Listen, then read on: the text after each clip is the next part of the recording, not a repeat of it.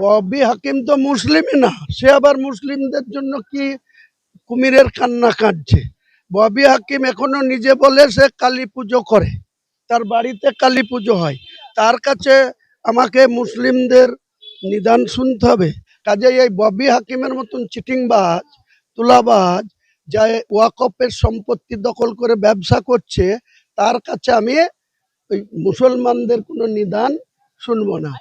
যেটা ক্রস মুসলিম, তার বাবা ছিল গয়ার মুসলমান, মা ছিল এখানকার ব্রাহ্মণ সন্তান। তো সেই রকম একটা যে এখনো পুজো করে, সে তো অর্ধেক হিন্দু অর্ধেক মুসলিম। এই ধরনের কোনো মুসলিম ছি বলল না কি বলল, একে আমি পাগল ছাগল মনে করি। এ বাবরের নামে মসজিদ করছি বলে এই চুতিয়া, এই ববি হাকিম 4ঠা ডিসেম্বর কি বলেছিল যে আমি রেজিনগরে থাকি, আমি বেলডাঙ্গায় কেন বাবরি মসজিদ করছি। তা রেজিনগরটা কি ববি হাকিমের বাবার সম্পত্তি, না বেলডাঙ্গাটা ববি হাকিমের বাবার সম্পত্তি? আজকে তিনি বলছেন বাবরি মসজিদ। বাবরি মসজিদ, যে বাবরি মসজিদের জন্য বলছে যে বাবরি মসজিদটা নাকি আমি বিচ্ছেদ দিয়েছি, কালকে দেখাবো এই ববিকে, এই চোরটাকে, এই কলকাতার তোলাবাজ মেয়রটাকে কালকে দেখাবো বেলা 2টোর সময় বাবরি মসজিদে কত মুসলমান আমার সঙ্গে আছে, কালকে দুপুরে দেখাবো। ববি হাকিমের বাবার ক্ষমতা থাকে তো, মমতা ব্যানার্জির বাবা মৃত কমলেশ্বর ব্যানার্জির ক্ষমতা থাকে তো, অভিষেকের বাবার ক্ষমতা থাকে তো, কুণাল ঘোষের বাবার ক্ষমতা থাকলে আমি কার সাথে ডিল করেছি?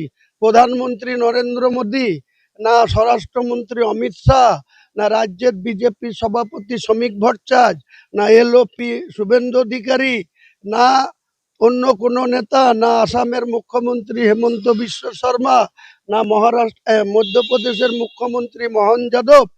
আমার অপোজিটে কে সেটা দেখাক না। এটাই তো আমি হাইকোর্টে চ্যালেঞ্জ করছি, যে পায়খানাকে হাগা বলে। তা মমতা ব্যানার্জির হাগা বন্ধ হয়ে গেছে, ববি হাকিমদের কষা হয়ে গেছে, মানে পায়খানাই হচ্ছে না। তা তারা ট্যাবলেট খেয়ে ঘুমাচ্ছে, তো তার দায় কি আমি নেব? তৃণমূল কংগ্রেসকে বাংলার মুসলমানরা সাসপেন্ড করবে এবং ক্ষমতাচ্যুত করবে, এবং মমতা ব্যানার্জিকে 4ঠা মে 2026 আমি গলায় কাঠের মালা পরিয়ে কপালে তিলক এঁকে দিয়ে আমি ওই দীঘাতে ওই জগন্নাথ ধামে পৌঁছে দিয়ে আসবো। না, ও আবার ছি ছি বলছে। আরে তুই পার্টির নেতা হয়েছিস, তোর এত দম, তোর নেত্রী হেরে বসে থাকে শুভেন্দুর কাছ থেকে। হুমায়ুন কবির কোনোদিন হারবে না। আমি বলছি, আমার বক্তব্যগুলাকে এআই করে যেভাবে মুসলিম সমাজের কাছে আমাকে ছোট করা, বা আমার বাবরি মসজিদকে সম্বন্ধে যে অসম্মানজনক কথাবার্তা বলা। হাইকোর্টের দ্বারস্থ হুমায়ুন কবির আপনারা প্রত্যেকেই দেখেছেন, তার এআই ভিডিও করে কেমন ভাবে ছড়ানো হয়েছে, সেটাকে চ্যালেঞ্জ করে কাল বলেছিলেন চ্যালেঞ্জ করবেন, আজকে হাইকোর্টের দ্বারস্থ। আমার সঙ্গে রয়েছেন হুমায়ুন কবির, কথা বলবো। বলছি চ্যালেঞ্জ করলেন। দেখুন, আমার সম্মান নিয়ে বা আমার পার্টিকে ভয় পেয়ে আমার পার্টির ক্ষতি করার জন্য, বা আমার ব্যক্তিগত সম্মান বা ইমেজকে নষ্ট করার জন্য উদ্দেশ্য প্রণোদিতভাবে তৃণমূল কংগ্রেসের জেনারেল সেক্রেটারি, কলকাতার মেয়র ববি হাকিম এবং কুণাল ঘোষ, অরূপ বিশ্বাস, মমতা ব্যানার্জি, অভিষেক ব্যানার্জির নির্দেশে যেটা গতকাল করেছে, আপনারা দেখেছেন যে 19শে ডিসেম্বর 2025 আমার বহরমপুরের ফ্ল্যাটের একটা ভিডিওকে এমনভাবে মানুষের সামনে এনেছে, এবং আমার বক্তব্যগুলোকে এআই করে যেভাবে মুসলিম সমাজের কাছে আমাকে ছোট করা, বা আমার বাবরি মসজিদকে সম্বন্ধে যে অসম্মানজনক কথাবার্তা বলা বা কলঙ্কিত করার যে অপচেষ্টা করেছে, তার যোগ্য জবাব দেওয়ার জন্য আমি অনারেবল হাইকোর্টে আইনগতভাবে তাদের বিরুদ্ধে যা যা জুডিশিয়ালের কাছে করার বা আইনি লড়াই যেটা করার, সেটা আমি করছি। গতকালই আমি বলেছিলাম, আজকে অনারেবল হাইকোর্টে আমি সেটা করলাম।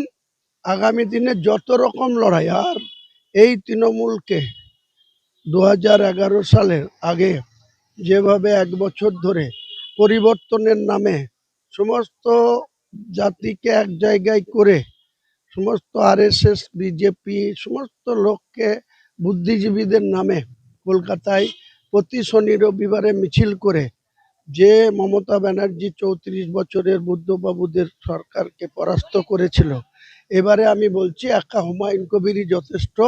হুমায়ুন কবিরের যে আত্মবিশ্বাস এবং মুসলমান সমাজের সঙ্গে হুমায়ুন কবির যতদিন বেঁচে থাকবে, বিগত দিনে কোনো দিন করেনি। আপনারা জানেন যে আগে আমার কাছে জাতিসত্তা, আমার জাতি, তারপরে আমার পার্টি। আজও সেই কথা বলছি যে আগে আমার জাতিসত্তা, মুসলিম জাতিসত্তা, আমি একজন ইসলাম। আমি কোনো দিন ইসলামের বিরুদ্ধচারণ 63 বছর বয়সে করিনি। আগামী দিনে যতদিন আল্লাহ আমাকে হায়াতে রাখবেন, জীবিত রাখবেন, মুসলমানদের সঙ্গে কোনো বেইমানি, কোনো প্রশ্নই আসে না। তো আপনি নাকি মুসলিম সেন্টিমেন্ট বেচে দিচ্ছেন, আপনি মুসলিম সম্প্রদায়কে বেচে দিচ্ছেন। ছি ছি ছি, এটা পাপ। আরে, ববি হাকিম বলছেন। ববি হাকিম তো মুসলিমই না, সে আবার মুসলিমদের জন্য কি কুমিরের কান্না কাঁদছে।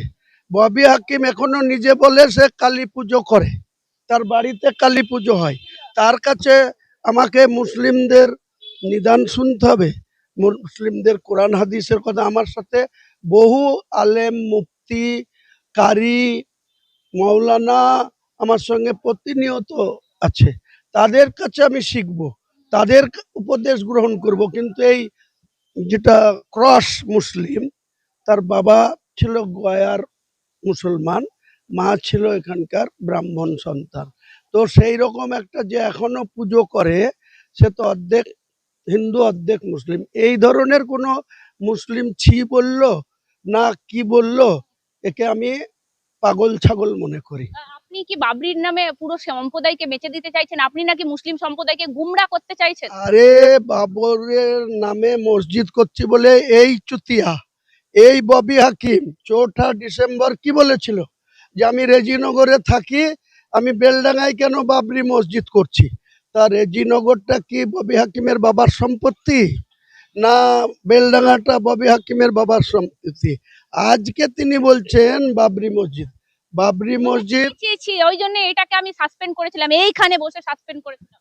আগামী দিনে বন্দরের মানুষ ওকে সাসপেন্ড করবে, বাংলার তৃণমূল কংগ্রেসকে বাংলার মুসলমানরা সাসপেন্ড করবে এবং ক্ষমতাচ্যুত করবে। এবং মমতা ব্যানার্জিকে 4 মে 2026 আমি গলায় কাঠের মালা পরিয়ে কপালে তিলক এঁকে দিয়ে আমি ওই দীঘাতে ওই জগন্নাথ ধামে পৌঁছে দিয়ে আসবো। কুণাল ঘোষও আপনার বিরুদ্ধে। ও কুণাল ঘোষ তো বলেছিল এর আগে সুদীপ্ত সেনের সঙ্গে যে সুবিধা, সব থেকে বড় বেনিফিশিয়ারির নাম মমতা ব্যানার্জি। আজকে সেই সুদীপ্ত সেন বেরিয়েছে, তার বিরুদ্ধে 26টা মামলা ছিল, 24টা আগেই বেলে ছিল অনারেবল হাইকোর্ট, বাকি 2টো মামলার তার জামানত দিয়েছে। এরপরে আপনারা সুদীপ্ত সেনকে জিজ্ঞেস করেন তাহলে এই কুণাল ঘোষ টাকা নিতে দেখা গিয়েছিল, কুণাল ঘোষকে, ববি হাকিমকে স্টিং কাণ্ডে টাকা নিতে দেখা গিয়েছিল, প্রায়ত সুব্রত মুখার্জিকে স্টিং কাণ্ডে টাকা নিতে দেখা গিয়েছিল, প্রায়ত সুলতান আহমেদকে দেখা গিয়েছিল, আজকের সৌগত রায়কে টাকা নিতে দেখা হয়েছিল, আজকের এক্স দলনেতা সুদীপ বন্দ্যোপাধ্যায়কে অ্যারেস্ট করে ভুবনেশ্বরে পাঠিয়েছিল। তাদের কি হলো আগে বাংলার মানুষের কাছে জবাব দেয়, তারপরে হুমায়ুন কবিরের দিকে আঙুল তুলবে। আপনার বিরুদ্ধে মানে এইরকম ষড়যন্ত্র কি আপনাকে রাজনৈতিক ভাবে মোকাবিলা করা যায়? করতে পারছে না, যেখানে যাচ্ছে তাদের 2000, 3000, 4000 লোক হচ্ছে। হুমায়ুন কবির যেখানে যাচ্ছে মিনিমাম 10,000 থেকে 20,000 লোক হচ্ছে। সেটার মোকাবেলা করতে না পেরে কি করবে? তাকে এআই ভিডিও করতে হচ্ছে, তাকে অন্য রাস্তা অবলম্বন করতে, এসব করে পার পাবে না। 3বারের মুখ্যমন্ত্রী হয়ে গেছে, মানুষ তখন বুঝতে পারেনি, বিকল্প ছিল না, তাই মমতাকে সততার প্রতীক হিসাবে ভোট দিয়েছিল। 2011-র 13ই মে যে রেজাল্ট হয়েছিল, বুদ্ধদেব ভট্টাচার্য সহ বামফ্রন্ট পরাজিত হয়েছিল। মমতা ব্যানার্জি 229টা সিটে লড়ে 182, আর কংগ্রেসকে 65টা সিট দিয়েছিল, তারা 65টা সিটে লড়ে 42, সেই 42-এর মধ্যে হুমায়ুন কবির ছিল। বলছে এত টাকা কোথা থেকে আসছে, এই যে কপ্টার উড়াচ্ছেন, 1000 কোটি টাকার ডিল আপনার সাথে, 300 কোটি টাকা আপনি রেখে দিয়েছেন। আগে কোনো প্রশ্নই নাই। আমি চ্যালেঞ্জ করে আবার বলছি, হাইকোর্টে তো মামলা করছি, চ্যালেঞ্জ করে আবার বলছি, ববি হাকিমের বাবার ক্ষমতা থাকে তো, মমতা ব্যানার্জির বাবা মৃত কমলেশ্বর ব্যানার্জির ক্ষমতা থাকে তো, অভিষেকের বাবার ক্ষমতা থাকে তো, কুণাল ঘোষের বাবার ক্ষমতা থাকলে আমি কার সাথে ডিল করেছি? প্রধানমন্ত্রী নরেন্দ্র মোদী, না স্বরাষ্ট্রমন্ত্রী অমিত শাহ, না রাজ্যের বিজেপি সভাপতি শ্রমিক ভট্টাচার্য, না এলওপি শুভেন্দু অধিকারী, না অন্য কোনো নেতা, না আসামের মুখ্যমন্ত্রী হেমন্ত বিশ্ব শর্মা, না মধ্যপ্রদেশের মুখ্যমন্ত্রী মোহন যাদব। আমার অপোজিটে কে সেটা দেখাক না। এটাই তো আমি হাইকোর্টে চ্যালেঞ্জ করছি, যে আমার অপোজিটে আমি কার সঙ্গে ডিল করেছি, সেই ব্যক্তিটাকে। আর এই ভিডিও সে কোথা থেকে পেল, আমার ফ্ল্যাটে সে গেল কি করে? তাহলে চুপিসারে গিয়েছে, না হয় গোয়েন্দাগিরি করে গিয়েছে, নাহলে রাজ্যের সিআইডি কে নাহলে আইবি কে কাজে লাগিয়ে আমাকে মেলাইন করার জন্য করা হয়েছে। সেইটাকেই তো আমি চ্যালেঞ্জ করে অনারেবল হাইকোর্টে মামলা করছি। বলছি আপনার সাথে মিমের জোট ভেঙে গেল, তাতে নাকি এই মুহূর্তে উল্লাস, কিন্তু আমি বলছি আপনি যখন পার্টিটা গড়েছিলেন তখন মিম কোথায় ছিল? মিমের অস্তিত্ব কিছু। দেখুন, গত 2021 সালে আমি তৃণমূলের প্রতীকে 69 ভরতপুরে প্রতিদ্বন্দ্বিতা করেছিলাম। এই আলিয়া স্কুলে ইউনিভার্সিটির একটা ছেলে, মানে এমডিএ করা ছেলে, পিডিএ করা ছেলে, সাজ্জাদ হোসেন, সে লড়েছিল। মাত্র 2500 ভোট পেয়েছিল আমার বিরুদ্ধে। আমি পেয়েছিলাম 97,000, বিজেপি পেয়েছিল 54,000, কংগ্রেসের এক্সিস্টিং এমএলএ কমলেশ চ্যাটার্জি পেয়েছিল 30,000, আর আমি 43,383 ভোটে জিতেছিলাম। মানুষ মমতাকে দেখে যদি আমাকে ভোট দিত, তাহলে মমতা নিজেই শুভেন্দুর কাছে হেরেছিল কিনা 1956 ভোটে। কাজেই এই ববি হাকিমের মতন চিটিংবাজ, তুলাবাজ, যা ওয়াকফের সম্পত্তি দখল করে ব্যবসা করছে, তার কাছে আমি ওই মুসলমানদের কোনো নিদান শুনবো না।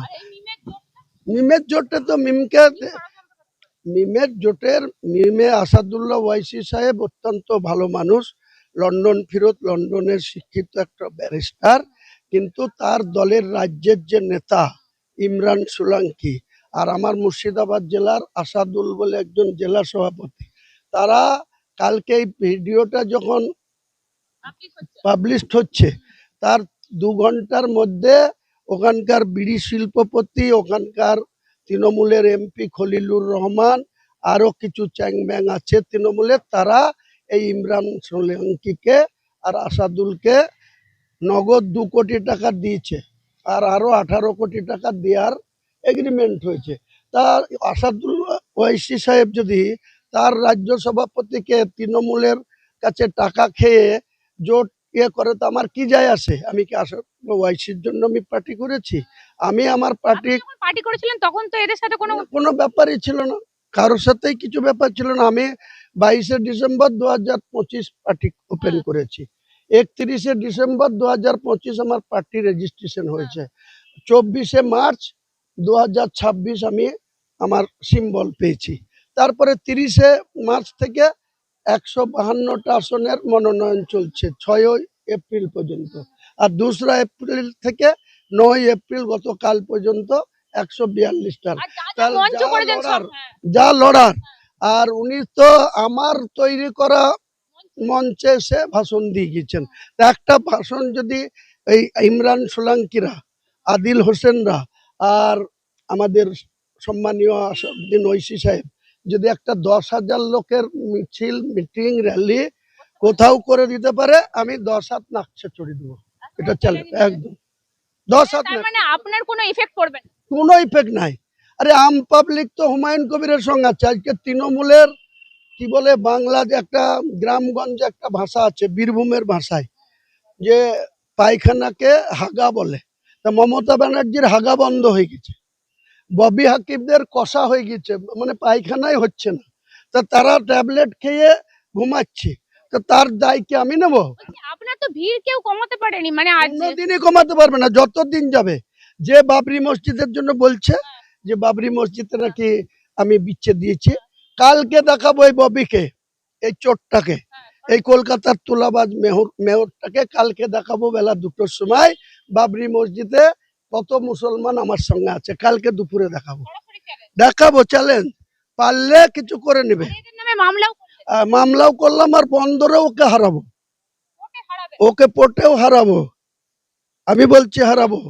কলকাতায় কটা সিট জিতবো, 2টো সিটকে কিনে নিয়েছে, বাঁকুড়ার ওন্দা সিটকে কিনে নিয়েছে, চৌরঙ্গি আর এখানে আরেকটা সিট জোড়াসাঁকো, 2টো সিটের প্রার্থীকে এত বীর সাহসী যে আম জনতা উন্নয়নের 4 মাসের পার্টির প্রার্থীকে টাকা দিয়ে কিনতে হচ্ছে। লজ্জা করে না? ও আবার ছি ছি বলছে। আরে তুই পার্টির নেতা হচ্ছিস, তোর এত দম, তোর নেত্রী হেরে বসে থাকে শুভেন্দুর কাছ থেকে। হুমায়ুন কবির কোনোদিন হারবে না, আমি বলছি। শুধু শুধু জিতা না, আমি রেজিনগরে 80,000-এর মার্জিনে জিতবো, আর 74 নওদায় 70,000-এর মার্জিনে এই তৃণমূলের প্রার্থীদের হারাবো। একদিকে অভিষেককে হারাবো নওদায় 70,000-এর মার্জিনে, আর মমতাকে হারাবো বলে তো গোটা 294টাই আমি প্রার্থী, রেজিনগরে ওকে 80,000 ভোটে হারাবো। চ্যালেঞ্জ থাকলো 4টা মে বিকেল 3টের সময় দেখে নেবেন। আমি আজকে উত্তর দিনাজপুরের ইসলামপুর, যেখানে টিএমসির কানাইলাল আগরওয়াল সেখানে কন্টেস্ট করছে, যে দীর্ঘদিনের করিম চৌধুরী যেটা এমএলএ ছিল সেই সিটে কানাইলাল আগরওয়াল, সেখানে আমাদের একজন অ্যাডভোকেট, তাকে প্রার্থী করেছি, তার সমর্থনে সভা করে এসেছি। 2:30টার সময় ওখানে নেমেছি, 3টের সময় সভা করে ঘরে ঘরে থ্রেড করেছে আমার মিটিংয়ে না যাওয়ার জন্য অনেক পুলিশে। আর ওখান থেকে আবার বীরভূমে আসার কথা ছিল 3টেই, ওখানে নেমেছি 4:20। ওখানে লোকে লোকারণ্য, মহাসমাবেশ বলা যায়, আপনারা ফুটেজ দেখে নেবেন। তো আমার লোক কমানোর জন্য, আমার সঙ্গে মুসলিমরা যাতে না থাকে, মুসলিমরা যাতে আমার সঙ্গে পার্টিকে সমর্থন না করে, তার জন্যই চক্রান্ত করছে। তার জবাব তো 24 ঘন্টাও পার হতে দিইনি। কালকেও নওদাতে করে দেখিয়েছি রাত্রি 9টার সময়, আজকেও সকালে ইসলামপুরে দেখিয়েছি, বিকেলে রামপুরহাটে দেখিয়েছি। আর রামপুরহাটে ববিতা কাকে বাঘ বলে, ওই যে অনুব্রত মন্ডল, তাকে আজকে ছাগল করে দিয়ে এসছি, বীরভূমে ছাগল বানিয়ে দিয়ে এসছি। হাসানে যাবো 12 তারিখে, ওখানে গিয়ে ওকে ছাগলের থেকেও নিচে নামিয়ে দিয়ে আসবো হাসান কেন্দ্রে।